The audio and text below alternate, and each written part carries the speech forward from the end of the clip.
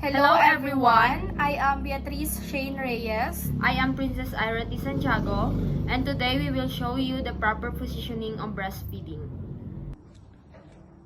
The importance of breastfeeding is to protect the babies from short or long-term illnesses.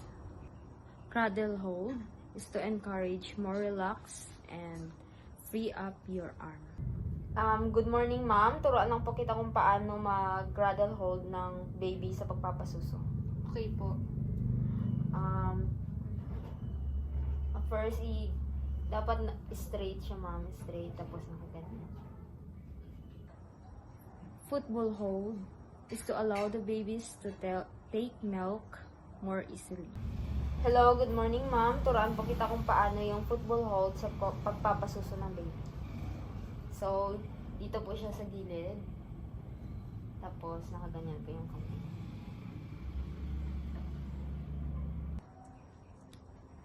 Cross cradle hold allows you to have more control over how your baby latches on. Good morning, ma'am. Turuan po kita kung paano ang cross cradle hold sa pagpapasuso ng baby. So, first is, dapat nakaganito siya. Then, yung suso mo is nakahawak ng letter C.